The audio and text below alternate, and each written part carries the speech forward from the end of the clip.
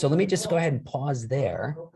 And I'm going to go ahead and stop my screen share and get your initial thoughts just on the idea of a carbon removal feed-in tariff, but also if we could get into this idea of how would we structure this sort of tariff and what would we reward. And so, but Sven, I don't know if you had anything else you wanted to add that maybe surfaced in your brain between now and last week. Feel free to add anything you want. Seriously, I'm here to listen to the ideas. I think that you make a compelling case on where we are currently at. And as I said before, I'm not sure where we will end up. So glad to hear the thoughts on what Chris just presented. Okay, great. Well, let's go ahead and start with that panel, just about the general idea of what your preliminary thoughts are on just the concept of a carbon removal feed-in tariff. If anybody has any high-level stuff that they want to share, otherwise we can get into the tariff question. I think it's great. I think it's great that it is a new creative policy. We need all types of them, just like we need all different methods and manners of carbon dioxide removal. We need to establish policies, see how they work, and if it works well, if we design something that works well in Luxembourg, then it can expand, then it can have, you know, it can spread in a way that would benefit the globe and the, you know, as a whole. So I think it's great that we have these creative sessions, and whether, you know, down the line this didn't work as well as we'd like, I think the fact of it and having these discussions is valuable in and of itself. Thank you, Jason. Yeah, and if anybody has any questions about like, well, how does that really transfer to this? You know, we've thought about quite a bit of them, but certainly, you know, share any skepticism or, you know, big questions that you might have. Yeah, just a question. Is there an idea yet of, you know, in terms of having the policy pay for itself, like where that money would come from?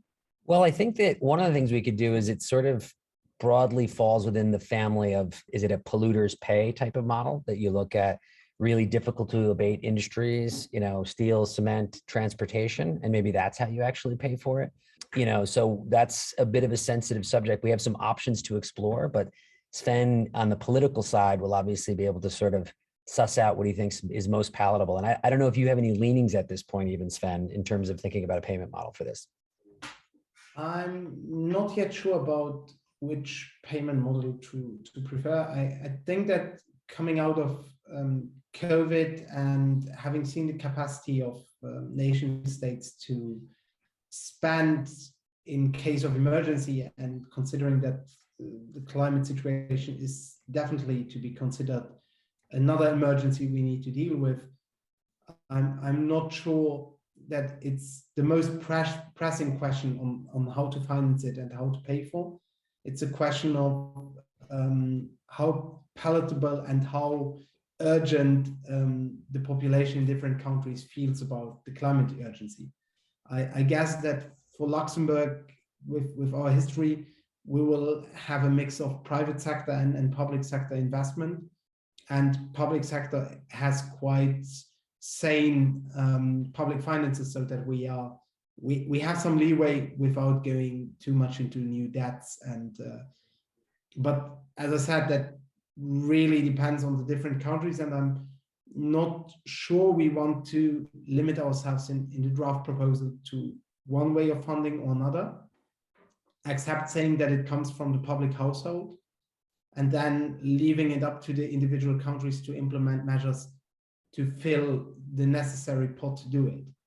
The generic policy. Yeah. To give an example, if we are ready to spend millions to acquire new military hardware, we find the money. If we decide that we need to help people buy fossil fuels to keep their feet warm during the winter, we find the money. If we need to fight COVID-19, we find the money. This is at the same level of emergency than COVID-19. So if we are doing nothing, people will die. So we'll find the money, and we need to do whatever it takes to find that money.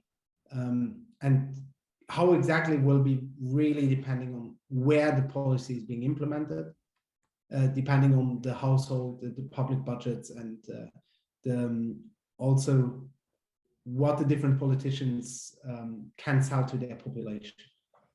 Yeah, I think, Eric, I don't know if you at the Foundation for Climate Restoration have really delved into it, but I think there's a great opportunity in Luxembourg for like a border adjustment approach. It's a country that has a lot of people coming in and out of it every day by road and by plane, and a very, very high volumes of movement. It was one of the things that was interesting that Sven told me, just how much border crossing there is on a daily basis, almost like a commuter type of phenomenon. So you could apply a very, very small fee, almost at a toll, that would essentially be a border adjustment fee. So we'll get into that idea. But if you have any thoughts on that particular point, certainly let us know right now, even if there's something that comes to mind.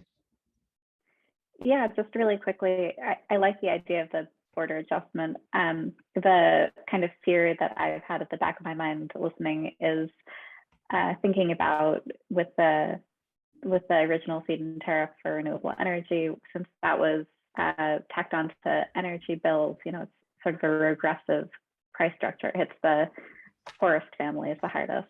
And since there's already pushback from, at least in the US, from environmental justice communities, climate justice communities, against CDR, I think largely due to a lack of transparency and clarity about what this means. I could imagine that if a similar payment structure were to be adopted, where more of the burden falls on the lowest income households, that would basically kill it. So I think that the border adjustment seems like a much better way to address paying for the policy than something that's more kind of across the board. Yeah, so we could, I don't know. Yeah, so I mean, we can look at that. Again, I think the devils are in the details, and certainly the huge differences between a pretty unique state like Luxembourg and the United States. So we'll kind of delve into those issues. But I think that that's a good one, because it could be very, very small amounts that accumulate to pay for it. But anyway, we will talk about that, and Sven can give us the litmus test politically on how that flies. So on the question of let me know if it was also clear, this using a tariff structure and differentiating or segmenting it in a creative way to get to where we want to go. Did any of the ideas that I laid out there, let me know if you have any comments or sort of thoughts on that.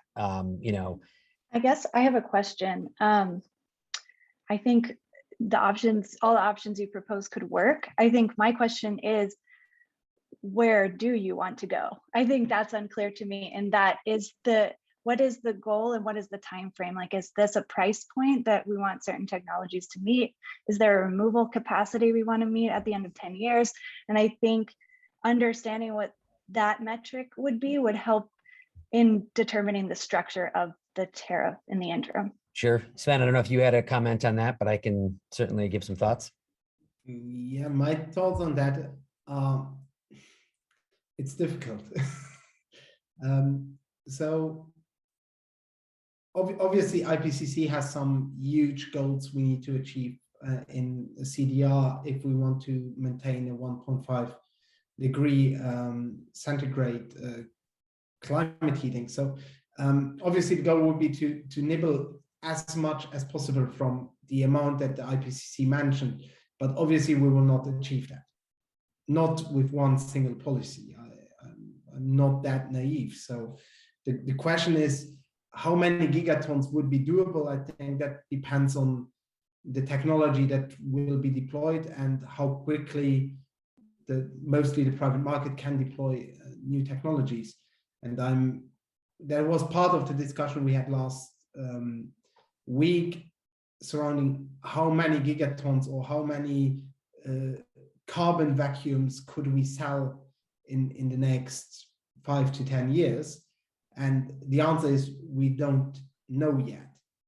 So obviously we don't want to be constrained on the offer side at some point where nobody can deliver on new technology on those vacuums, because then we achieve nothing and we are only subsidizing an industry that would do very well on their own.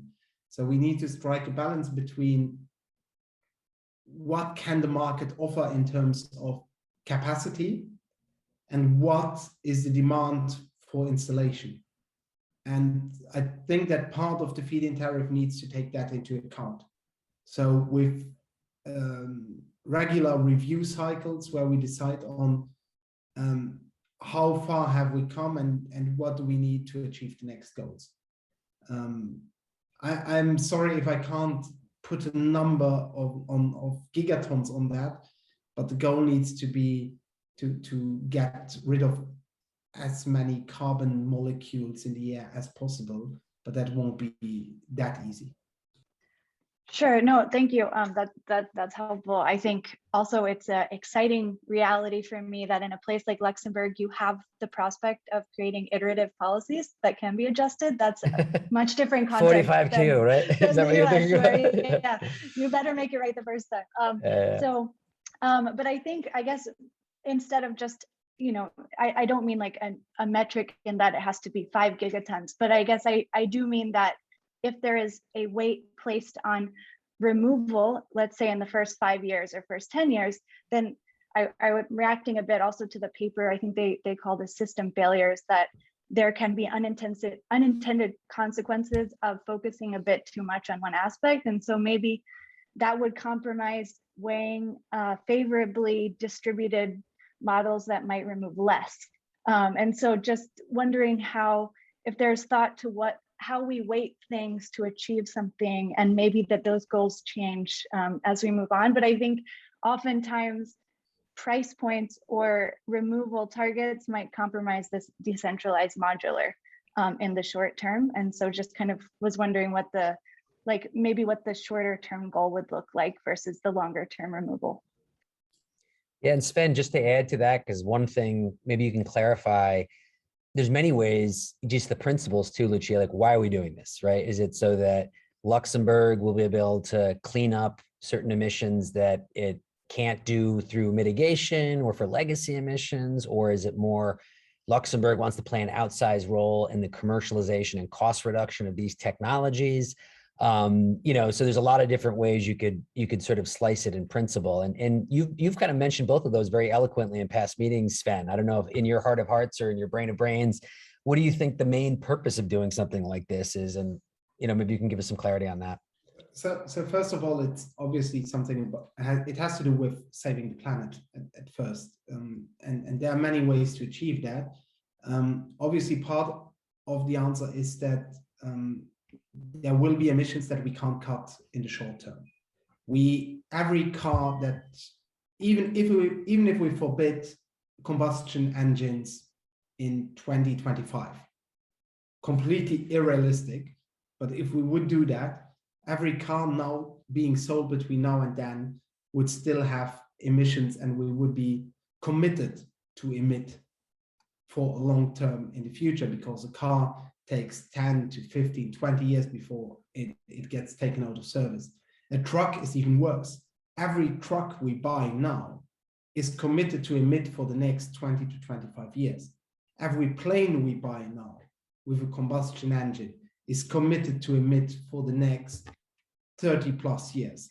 So every act we do now, we know needs fuel to continue operating. And it would be silly to destroy resources simply because the engine that is attached to a mobility device is not up to par anymore. So part of the answer is that we want to capture carbon so that we can create synthetic fuels, and we have carbon neutral fuels for those legacy and already committed emissions that we can't get rid of in the short, at least not in the short term. I agree that in the long term, we should get rid of combustion engines. But even if we would stop selling them today with like a magic hand wavy gesture, that would simply not get rid of the emissions we already committed to. Second, we already have legacy emissions that are in the air that we need to get rid of. I think the IPCC phrased that wonderfully when they said, even COVID had very little effect on the concentration in the air, because we just continue emitting at an unsustainable level. So even if we would stop most emissions, we'd still be looking at a drawdown period of a few hundred years to come back to pre-industrial levels.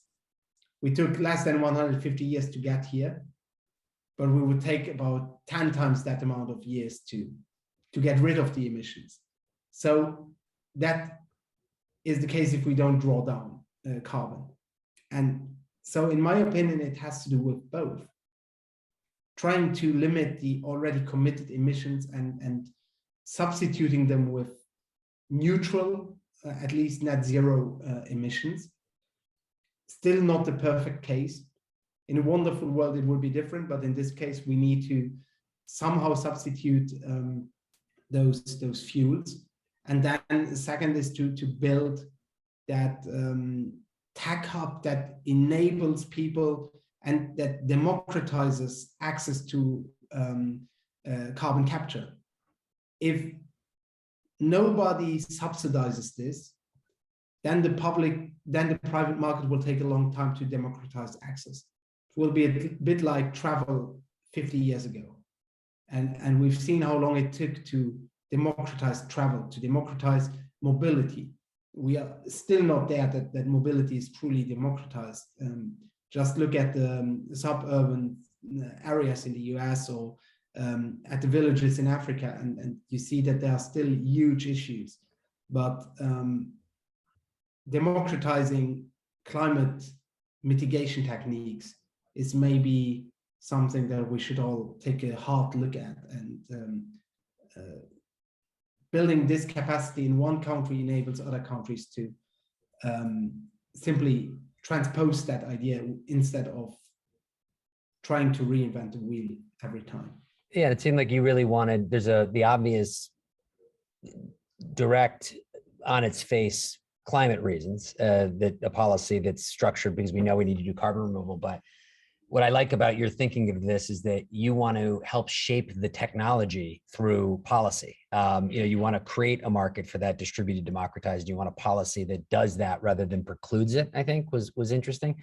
But if we could turn back to the let's just take the performance-based route that I described there, and I kind of just put some stacks on there. Some of them are quite obvious. But when you think about that, like, what do you think should make its way into a tariff stack? Like, what should be rewarded? Again, they can be layered on top of each other. So I mentioned some of the obvious ones like permanence versus impermanent, neutral versus negative, but can you think of other things that you think might belong in there that should be rewarded? I mean, I think that definitely the permanence, the negativity of the emissions versus neutral, so actually removal, the measurability, because obviously there are some methods that it's a little bit fuzzy how much carbon dioxide is actually permanently removed or not, the duration. And I think that those things, the ones that are really core to actually removing carbon dioxide from the atmosphere, like that should be some like 50 to 75%. And then any of the other considerations, whether the co-benefits, whether it's big versus small, whether it is local or international, or outside the borders of Luxembourg, that's like the cherry on top of the real meat of it should be, I think, based on the characteristics of the carbon removal itself, like just the physical getting the carbon dioxide out of the air, and then all the other stuff is on top of that, which is the meat of it, I think. Yeah, I think that's what a tariff affords, is it allows you to just put slivers. So you'll have body versus the gravy, like to be proportional to, what you're trying to achieve. But so Eric, I didn't know if you had any thoughts on that, just in terms of, anything we're missing or other ideas about what could be compensated for through a tariff. Yeah, it's interesting. I love the idea of the performance-based differentiation. With the Foundation for Climate Restoration, we always use scalability, financeability, and permanence as our kind of key criteria. But scalability is sort of addressed just by the fact that there is a tariff, helping it scale. Permanence, you've already addressed. And then financeability, we sort of look at both the cost of the capture itself and the commercial value of any commercial byproducts that are created. And that I don't know that it would really be relevant here, since probably if this is, thinking about like a modular decentralized model, probably the person who's doing the removal isn't necessarily doing the conversion of the CO2, or if they are, they might not have that much control over where it's going. I guess that's really to be determined. One of the questions that I have though is like, with all of the issues that Jason just brought up, is the direction that this is headed sort of precluding the use of nature-based solutions? And if so, yeah, how do you address that? So you can, Sven, I think we got more specific on that over the 2 calls we've had, but it sounds like direct air capture, or at least engineered solutions where you could essentially meter and really measure the carbon dioxide with great precision, are incredibly important with a feed-in tariff. Like just the way that kilowatt hours were paid for, through a meter, it's difficult to do a similar type of thing for nature-based solutions. So I think just for methodologically, I think it really does sort of favor direct air capture. But Sven, I don't know if we kind of locked in that what we're talking about here is essentially direct air capture. No, it's not necessarily direct carbon capture. So but Chris is right when it comes to the metering aspect. And one of the big issues we are seeing as policymakers across the globe is that there are a lot of charlatans selling you CO2 reduction as a service. And they claim that simply delaying harvesting of an hectare of forest is a CO2 reduction. That's simply, even for me as a layperson, that sounds a bit ludicrous. So I'm favoring really an attitude where we can measure the impact. So Jason already said that permanence should be part of the feed-in tariff. And I totally agree. If I don't want to end up subsidizing delaying carbon emissions. We need to capture them, we need to get rid of them, and we don't need to simply delay them. That might preclude at first certain plant-based or nature-based solutions. I don't think that those solutions at this point need public subsidies to get off the ground. If I see at what rate they are appearing commercially, whether it's delayed harvesting, whether it's planting trees, whether it's substituting different forms of energy for other forms of energy, we are seeing those striving already at the current cost of per ton CO2 equivalent at market rates. So they will survive. The problem is that the engineered solutions at the moment don't get off the ground because they are too expensive when compared to those less measurable but easier to implement solutions. I'm not saying that planting trees is the wrong approach, or that other forms of sequestration are bad. What I'm saying is that those solutions exist already, work well, have the issues that they have, but don't need a public push to be sustainable, or at least to be sustainably exploitable. Whereas engineered solutions that have the potential to grow exponentially once available have the difficulty that they are currently operating at a loss or at costs points where nobody wants to buy it. And we've seen that with the biggest push for DAC came from Stripe committing to buy X tons of CO2 at whatever price it takes. Because if you are paying whatever price it takes, then obviously you will find people selling it to you. As long as I can't imagine airlines paying 200 euros per ton of CO2 emissions, because then the ticket price would quadruple. But I can imagine them paying about €100 per ton, which would be the price point that at some point will be market price anyway. So Yeah. it's I'm aware that there are nature-based solutions, but except if you can convince me otherwise, I believe that those can be sustainably exploited and are economically viable already. So Yeah, I think I don't see why the public should finance them. Yeah, but I think Erica and Lucia and Jason are watching this unfold, that there's this sort of gray area now between nature-based and engineered, where there's a lot of very engineered utilization of biological, like there's a lot of things that are coming online, as well as advanced methodologies to more precisely measure the actual drawdown and permanence. So that is an interesting question, though, is if we have a policy where the state, as innovation progresses, can say, okay, well, this has met the threshold for us for those conditions, then maybe it could be added. But I think right now, for the reasons that you just said, Sven, is we're trying to bring the cost down, and it has the advantage of verification and meterability, seems to be kind of lead us to DAC, at least in the early stages. So go ahead.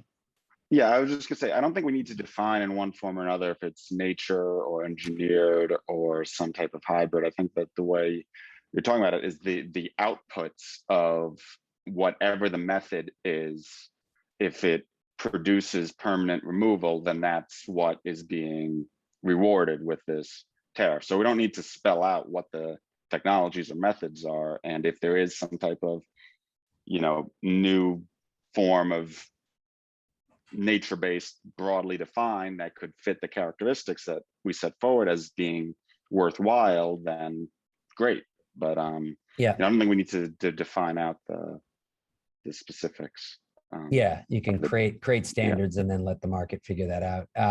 So let's get into this in the last 20 minutes, because you guys are able to go over a little bit to make up for lost time in the beginning. And this is a pretty bold idea here that I think it was literally the last 2 minutes of our call got us thinking. And then me and Eduardo and Veronica hopped on a call and talked about it a little bit more during the week.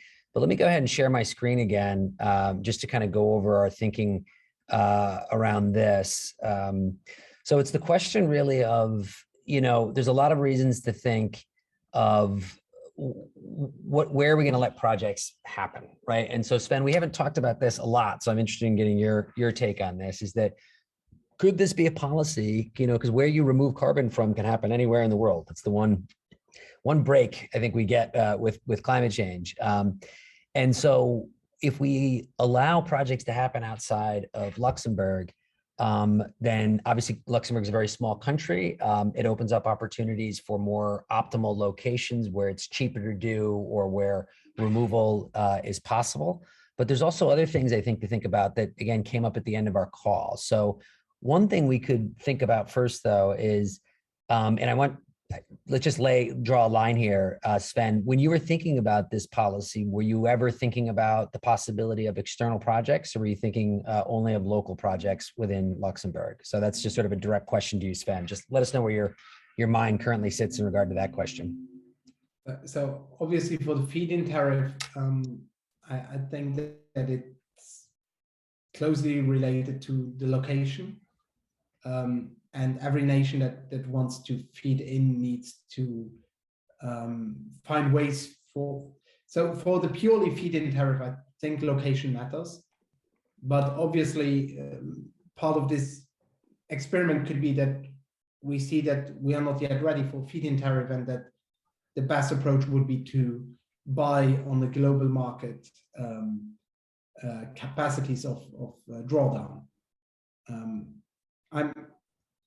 Depending on where we end up in the next 2 sessions, that would be an option to have external projects, but it's obviously something you need to explain very well to your electorate to be able, as a politician, to explain why you are going to support infrastructure in other countries. Yeah, again, I think that's the main thought process behind that, but it's not a firm no. We are doing similar things already, so that might happen. It just occurred to me, pull down tariff would be good, because I think when we think of feed-in, we keep getting, you think of the electrons going onto a grid, which obviously when you're talking about removals of a certain kind, there is a transmission and distribution question, but the point of carbon removal is not to feed in anything. It's to remove carbon dioxide from the atmosphere. And the thing that attracts us to this policy is more the certainty of being able to invest, long-term contract, making things financeable. So that's one idea we can, it's possible that we don't look beyond Luxembourg, and that will very much sort of shape what's actually possible technically if we do stick with just Luxembourg. But another possibility is you could have, on the very far other side of that, unlimited external projects. And here, this kind of reminds me, and Erica and Lucia both know this well, like with the California low carbon fuel standard, like compliance for that can be, achieved through any kind of project anywhere in the world. And that's part of the thing why that policy has had a kind of a global sort of impact. So you could look at something like that, potentially as a reference point. The other option is that you allow for outside projects, but you incentivize local ones, if that is a priority, right? So you make it a little bit, as I pointed to before, you have a little part of a performance-based tariff that gives preferential treatment to local projects to make sure that they're prioritized. The other one too, and this is the sort of exciting idea, again, just putting it out there, it just came very late in our conversation and then in the after call, is that there's different ways you could do limited projects. You might say, just from a fiscal perspective, like Sven, your concern, it might be a hard sell to constituents if we're doing projects in other places, but maybe you cap that more stringently, that every year there's just a certain, first come, first serve type of thing for that. So you make sure that that's, more limited. But there's also a really interesting, and this is something that you referenced in our first call, Sven, you could tie in a global climate justice type of element to this in a really, really interesting way. And one is that you could have maybe external projects that, if you do, are only limited to projects that are, in the global south. And that obviously these types of projects would have to have a do no harm standard, as all of them, whether they're in Luxembourg or out. So you're not outsourcing some form of carbon removal that has negative externalities for local implementers. There could be requirements that there's, either full local ownership or local co-ownership, and jobs are filled, by local people in those places. And another thing that Eduardo sort of came up with in our after call was you could have it be something like this, be open. How you define global south, I don't know. There could be economic indicators of that, geographic indicators of that. But obviously Luxembourg already has bilateral relationships with countries that are emerging economies already. And you could look at it within the framework of that. Maybe there's, Eduardo mentioned a relationship with Bangladesh, for instance. I don't know what their CDR potential is, but you could look at those countries that have that history, and maybe you allow projects to happen, in that type of way. So let me just pause there, right there, and let me know what you think of that, Sven, since you and I haven't talked about this yet. It came from the other members of the team and the rest of the panel. Let me know if this general idea of having almost like a justice tariff or whatever you'd want to call it, if this resonates with you, or yeah, let us know what you think. And maybe we start with Sven, since this first you've heard it. Again, I think that it's really doable the question then becomes about the size of the projects. We should not get lost in yet another desert tech disaster. What disaster? Desert tech, when mostly France wanted to build like a huge solar plant in the Moroccan desert. Right. So yeah, you might remember it. It was like in very well promoted, and then in the end nothing happened. So if it's really modularized and decentralized, then that could be a way to go. It could enable us to support creation of local jobs and technology. But then again, it really depends on the technology that we favor in the end. or depending on which technology we favor, how to put it forward.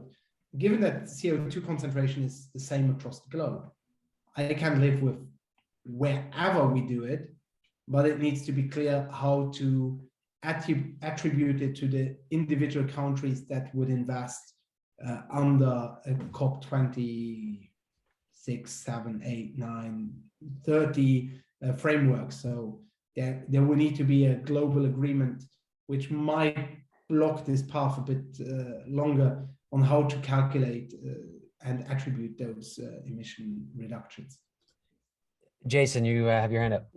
Yeah, so I think, one way you could design it, just kind of more, not necessarily speaking to the climate justice tariff element of it, but just the international versus based in Luxembourg, is you could do it in tranches, so that once you've hit a certain level, or you either have a certain pot of money that is just going to Luxembourg-based projects, and once that is exhausted, you open it up, or you have a target for Luxembourg-based projects, and once you've hit that target, then you open it up to include, that's a good idea. outside Luxembourg borders.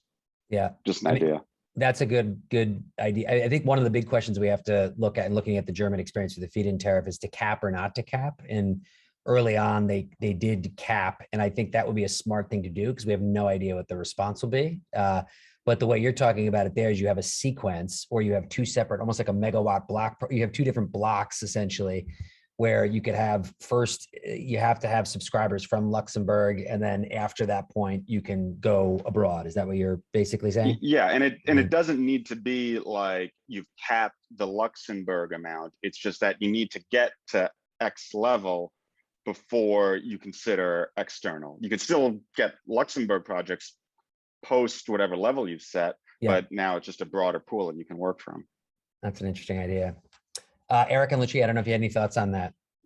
This might be a really elementary question, so apologies in advance. But if you're going with, say, the unlimited model, or really any of these, and you're allowing for incentives to projects across borders, let's say that this policy does get implemented, all around the world.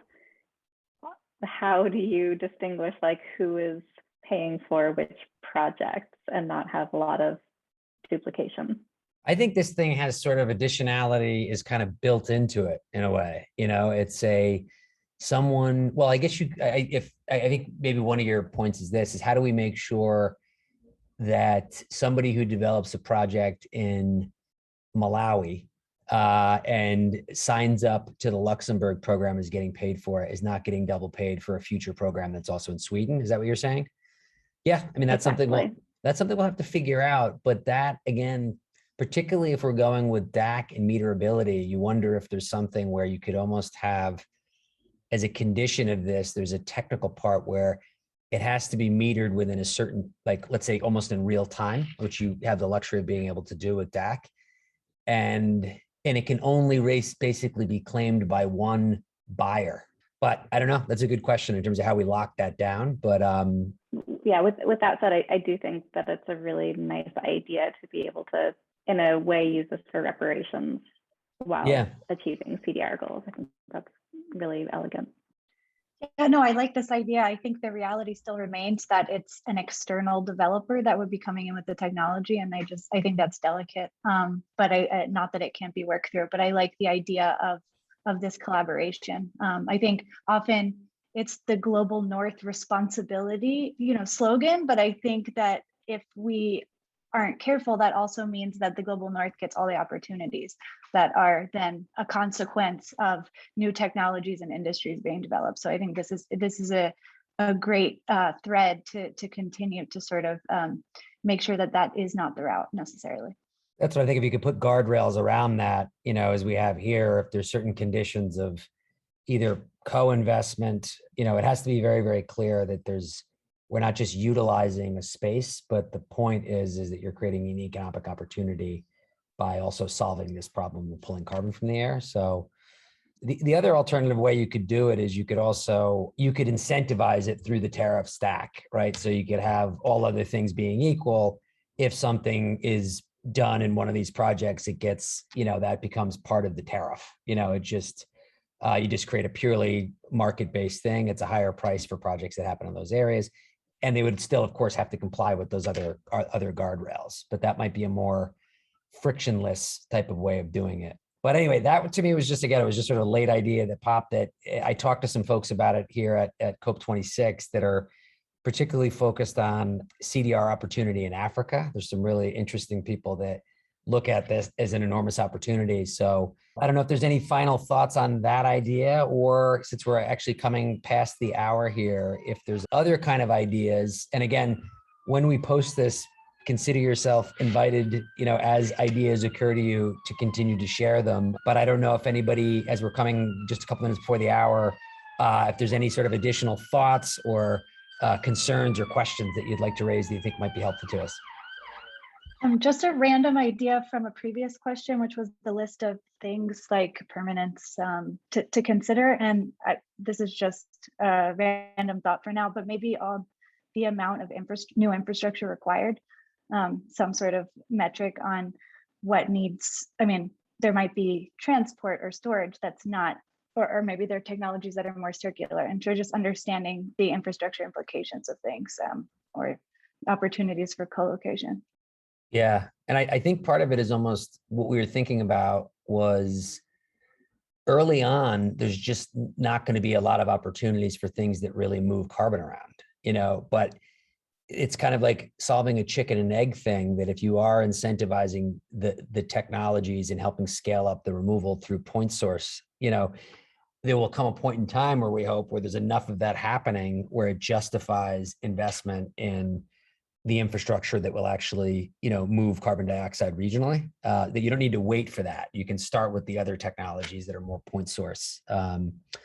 But yeah, that's a good question. Ultimately, I think if it was in Luxembourg, at least if we're talking about Luxembourg projects, there's not really going to be a opportunity to, in the near term, sequester it geologically. That's going to have to sort of wait for a more regional infrastructure to develop. So anyway, all right. Well, Sven or anyone else, I don't know, Sven, did you have any final thoughts on this? I don't want to kill the thought process, but this obviously sparked some new ideas, some new questions, and I need to digest all of what you just said. Normally you expect from a politician to react to everything immediately and to have an answer to everything. That's sadly not true. I can tell you we are human beings and out of flesh and blood as all of us. So I will digest this. I will put this into that huge pot we are currently trying to cook up this carbon fit, or then a carbon pull down, whatever we will call it, Pull down tariff, and we'll see how we get what comes out at the other end of this tunnel. It's definitely an interesting process, and very interesting to see all of your inputs and how they make it later on into a final proposal. Great. Well, thanks so much. And next week again, we'll be back on Thursday, and we'll hand it off to Klaus Lochner will be joining us, Christoph Butler from Climeworks, and Eli Mitchell-Larsen of the newly launched Carbon Gap, which is a European carbon dioxide removal advocacy group that just launched last weekend here at COPE. So excited for their input and excited for hopefully additional sessions after that. And want to thank the Erica, Jason, and Lucia for joining us, and the Carbon Fit Mission team. So thanks, guys.